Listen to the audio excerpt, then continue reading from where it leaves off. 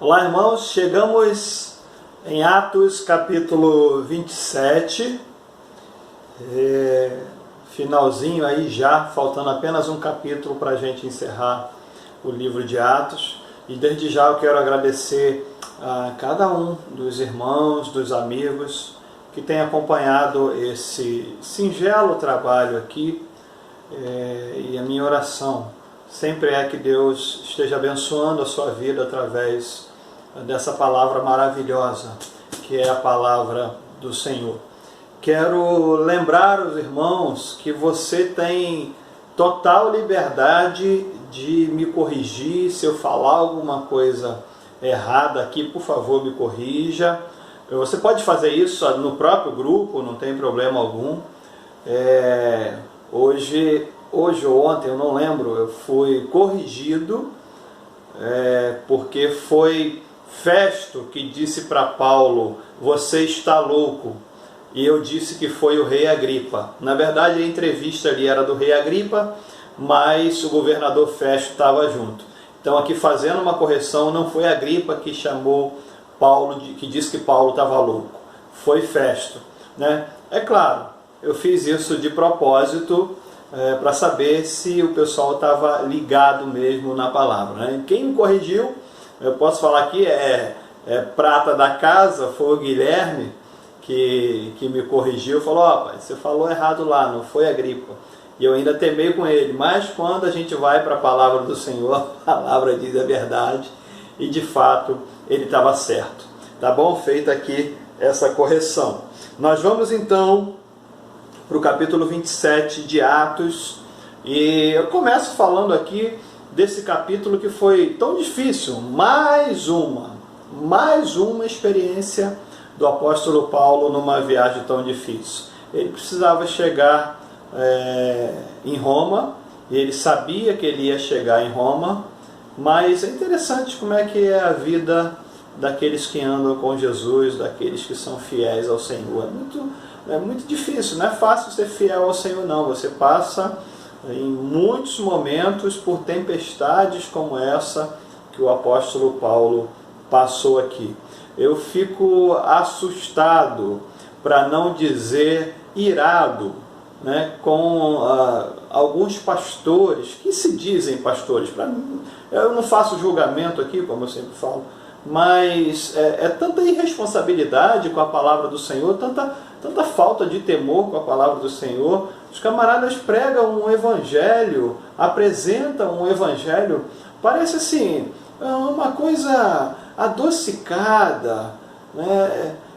Sabe, querido, e a gente vai ver que só pode acreditar nesse evangelho dissolvido, nesse evangelho fácil que é pregado aí, de prosperidade material, de prosperidade na saúde. Tudo isso é bom, ter dinheiro é bom, ter uma boa casa é bom, reafirma isso aqui, ter saúde é bom, mas existem coisas muito maiores do que isso na nossa caminhada com Jesus, coisas muito mais importantes do que isso. E só acredita nisso, de fato, quem não lê a palavra. Se você acha que a vida cristã é uma vida fácil, para você que está começando agora, não se assuste, vale a pena andar com Jesus. Vale a pena andar com Jesus. Mas não é fácil, né? Então, aqueles que estão começando agora, talvez até pensem assim, e isso também ainda é permitido. Mas conforme você vai lendo a palavra, você vai vendo que andar com Jesus não é um negócio fácil não. Como eu disse, vale a pena. A recompensa você não vai ter em nenhum outro lugar, nenhuma outra religião, em nenhuma outra filosofia você vai encontrar isso. Somente em Jesus, alegria plena, ainda que as coisas estejam difíceis pelo lado de fora. Então nós estamos aqui na quarta e última viagem do apóstolo Paulo, né? Ele está sendo acompanhado por Lucas. Em vários momentos aqui o texto é narrado em primeira pessoa, do plural, né? Nós, né? Nós vamos ver aqui que Lucas vai pontuar que ele estava presente ali naquela viagem rumo a Roma, tá certo? E aí, tem muita coisa boa. Quando eu li esse texto a primeira vez, eu falei assim, não tem muita coisa para a gente tirar daqui não, é uma viagem difícil do apóstolo Paulo, e aparentemente, superficialmente não tem, mas quando a gente vai no detalhe, quando eu reli o texto, olhando versículo a versículo com cuidado, quanta coisa boa aqui, e eu preciso fazer uma força incrível para a gente não estourar muito o nosso tempo aqui. E aí a gente vai destacando algumas coisas importantes do texto que vão servir aí para a nossa caminhada. No versículo 10, nós vamos ver que o apóstolo Paulo, ele assume o controle do navio, tá certo? O texto vai dizer aqui que a viagem já tinha começado a ser difícil, né? E Paulo vai avisar, olha, a viagem vai ser uma viagem muito dura. Primeira coisa que eu vou destacar aqui é em relação à liderança. Liderar não é mandar. Lá no mundo dos negócios, lá fora, talvez liderar seja mandar. Embora eu também acho que quem manda é chefe, não é líder, né? Eu trabalhei 20 anos, né, numa corporação e lá a gente via muito isso. Algumas pessoas você via como seu líder, pessoas que te influenciam. Outras pessoas mandavam, eram chefes, mas você não reconhecia como líder. E aqui nós vamos ver que Paulo está dando sinais aqui de liderança para influenciar as pessoas daquele navio, e nós vamos ver isso um pouco mais à frente, né? Logo no versículo 11 o texto vai dizer que o capitão acreditava mais, o centurião acreditava mais no capitão do que nas palavras do apóstolo Paulo. Centurião era um militar que cuidava de um pelotão de 100 soldados, de 100, por isso centurião, né? Ele era alguém de uma patente do Império Romano, do serviço militar romano, e ele cuidava ali de 100 soldados. Aqui no barco haviam 276 pessoas, como o texto vai dizer, entre soldados, entre marinheiros, né, e entre presos também. Não era só Paulo, haviam outros presos também que estavam indo para Roma. E aí a gente vai ver no verso 32 que a influência de Paulo foi tanta, que no verso 32 vai dizer assim: então os soldados cortaram os cabos do batel e o deixaram cair. Batel é aquele barquinho, aquele bote que fica do lado ali. O que estava acontecendo? Os marinheiros, vendo que a situação tinha se complicado, estava muito difícil, o que eles fizeram? Vamos embora, deixa os presos aí, deixa o navio acabar. Eles haviam lançado já aquilo que causava peso no navio, aliviado o navio com aquilo que podiam, comeram e depois jogaram também o estoque de comida fora. Para quê? Para que pudessem aliviar o peso do navio, para que ele não afundasse. E aqui então os marinheiros, no verso 32, os marinheiros estavam com a ideia de entrarem nos botes e ir embora. E Paulo fala: não façam isso. Se vocês saírem do navio, eu não poderei ajudar vocês. Vocês não serão salvos, vocês vão perecer. E é interessante, no verso 11, o centurião não acreditou muito no apóstolo Paulo. Já no verso 32, o apóstolo Paulo, com a sua palavra, ele vai convencer aqueles homens de que podiam confiar naquela palavra dele, de forma que os homens cortam o barquinho, deixam lá o bote embora e permanecem no navio. Eu chamo isso de credibilidade. Que coisa hoje escassa, principalmente aqui, né, na minha praia. Aqui a palavra do Senhor fala para mim, né, e para os pastores. Que coisa difícil hoje é credibilidade, né? A gente vê escândalos aí toda hora. A gente tem aí o caso aí da pastora Flor de Lis, que a gente está aguardando o julgamento, como é que vai terminar essa situação. A situação não está muito boa para ela, não é isso? Estão aguardando aí, ela não foi presa só por uma questão lá de ser deputada federal. Então nós vamos ver essa questão de credibilidade, e tem muita gente aproveitando, né, essa questão dela para bater, né, ou para se desculpar de não andarem na igreja, porque é ladrão. Não, isso é desculpa. Não vai dar para chegar no céu e dizer: olha, eu não fui para a igreja, eu não entreguei a minha vida a Jesus, porque lá, né, era um lugar de gente mentirosa. Não, isso não vai ser desculpa. Agora, por outro lado, nós aqui precisamos ter uma palavra de credibilidade. Seja o vosso falar sim, sim, não, não. O que passar disso é de procedência maligna, né? E aí, eu pulei para o verso 32 para falar da credibilidade do apóstolo Paulo.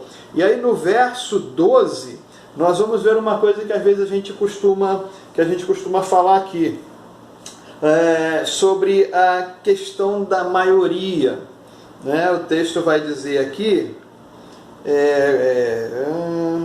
como aquele porto não era próprio para invernários, mas deles, a maioria deles, foi de parecer que partissem dali. A maioria, então, decidiu que eles deveriam partir, embora Paulo tivesse falado que era para eles ficarem.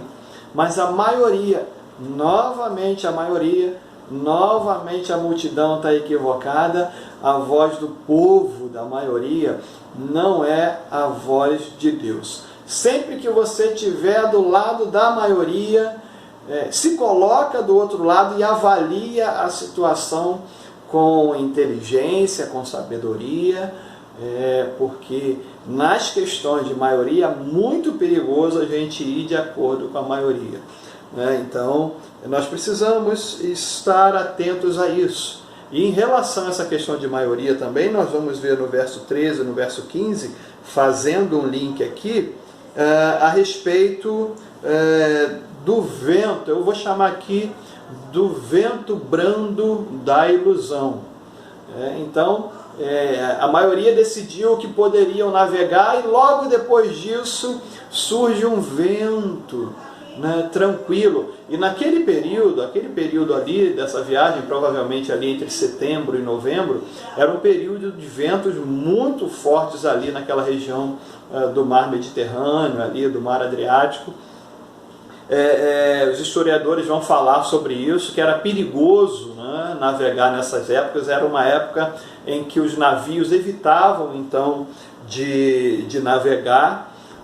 Mas aqui, depois que eles decidiram partir, logo aparece um ventinho tranquilo para poder, e eles vão entender que eles poderiam sair, né? Então eu chamo isso de vento brando da ilusão. Isso está entre o verso 13 e o verso 15, e o verso 15 vai nos ensinar algo aqui maravilhoso. Sendo o navio arrebatado e não podendo navegar contra o vento, demos mão a tudo e nos deixando ir à proa, ir à toa, não é isso? Algumas versões vão falar aqui de ser arrastado sem poder resistir.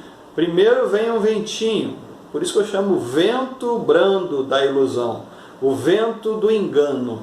Vem um ventinho que vai dizer que você pode ir para determinada situação, quando o apóstolo Paulo diz que não deveriam ir, e quando a palavra diz: olha, não vá por esse caminho, mas num primeiro momento não sopra o vento da tempestade, mas não, sopra um vento tranquilo. Para quê? Para te atrair, para te levar. E aí, quando você sai da presença do Senhor, como o texto vai falar aqui, você é arrastado e não pode resistir. E isso, no texto que nós lemos, causou danos materiais, né, e muito tormento para aqueles homens, né? Nós vamos ver no finalzinho que nenhuma vida se perdeu, mas eles perderam navio, eles perderam carga, eles passaram dificuldade.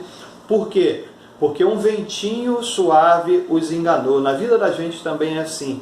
A palavra de Deus às vezes fala para nós, não saia aqui da minha presença. E você acha que dá para ir. No início as coisas vão dando certo, aquele arzinho de que está tudo bem, mas quando você menos espera, você está entrando numa situação muito perigosa, que muito provavelmente vai te trazer muitos danos. Tá certo, querido? Então, se você está com seu barquinho indo para longe do Senhor, do porto seguro do Senhor, não vai não. Não acredita nesse vento aí tranquilo, aparentemente tranquilo não, que depois você vai ser arrastado. Você não vai conseguir resistir a isso, né? Eu carrego uma grande tristeza, frustração em alguns momentos, porque a gente já perdeu alguns jovens aqui na igreja. Eu falo para você que é jovem também, para você que é adulto, essa palavra é para todos nós. Alguns jovens deixaram o caminho e seguiram aí para o mundo, foram aproveitar aí os prazeres do mundo, e isso corta o coração da gente, porque isso vai trazer dano. A gente sabe, não porque o pastor é um pastor que sabe tudo, não, é porque a palavra diz isso. E aí a gente conversa com os jovens a respeito disso, principalmente, pelo menos no ponto que eu estou falando, né? A gente conversa com os jovens, não vai para a bebida, não vai para a droga, cuidado com quem você sai, mas a gente tem o péssimo hábito de não acreditar nisso, de pagar para ver. E aí quando a gente menos espera, a tempestade arrasta tudo e muitas vezes a tragédia chega. No verso 21, é uma outra coisa que os irmãos da igreja também já me ouviram falar outras vezes. O apóstolo vai falar assim, o apóstolo Paulo vai dizer, vocês deveriam ter me ouvido, né? E o que eu costumo falar aqui na igreja é duro quando você tem razão, principalmente quando você prega a palavra para alguém, conforme aconteceu com Paulo aqui, você prega a palavra, você avisa que aquele caminho é um caminho que não vai te fazer bem, a pessoa vai para aquela situação e lá na frente você chega num ponto em que você de fato tinha razão, de que você estava certo ao avisar. Mas aí a tragédia aconteceu, aí o barco já se arrebentou, aí já foi todo mundo lançado para o mar. É muito duro. Eu gostaria de não ter razão nessas situações, né? Mas não dá para ser assim, porque a palavra do Senhor ela é fiel. E quando ela fala que um caminho é um caminho de desobediência, de morte, creia nisso, querido, creia nisso, porque a situação vai ficar difícil. No verso 23, já terminando, né, conforme eu falei, aparentemente um texto muito superficialmente, com pouca coisa para acrescentar para nós, mas tem muita coisa boa aqui. No verso 23, Paulo vai trazer uma palavra profética para aqueles homens. Vai dizer, olha, nenhuma vida vai se perder. Nós vamos perder tudo aqui, o navio, mas nenhuma vida vai ser perdida aqui que está nesse navio. Por que eu estou falando isso para você? Disse o apóstolo Paulo. Porque um anjo do Senhor me disse. Porque um anjo do Senhor apareceu a Paulo à noite, talvez numa visão, ou talvez em sonho, e disse para ele, olha Paulo, vocês vão perder tudo aí, mas vocês não vão perder o navio. Querido, cuidado com isso hoje. Tem muito anjo, né, dando palavra profetada aí, que não é coisa que tem a ver com a palavra de Deus.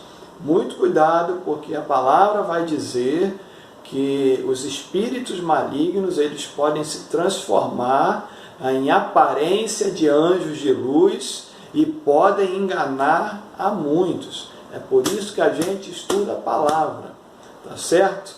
Eu já tive experiência de alguém chegar para mim em uma situação muito difícil e falar, olha, isso não vai acontecer. E na verdade é exatamente aquilo que acontece. A gente vive um tempo muito difícil. Como é que a gente deve fazer, pastor? Quando as pessoas estão vivendo um tempo difícil, por exemplo, né? Eu tive uma experiência agora com o falecimento lá do meu amigo por Covid, e eu passei aí 15 dias conversando com a esposa dele, a gente passou orando junto toda noite, e assim, havia uma esperança no meu coração de milagre, de cura, sim, e eu orava por isso junto com ela, né? Mas pedia que sempre a vontade do Senhor vai prevalecer. A gente precisa ter cuidado com isso. O crente maduro, ele entende que a vontade do Senhor vai prevalecer, mas talvez a pessoa que não conheça a palavra não tenha isso muito claro. Como é que você vai dizer para alguém que quando alguém perde o marido, isso é da vontade do Senhor? A gente precisa ter muita sensibilidade para tratar dessas coisas.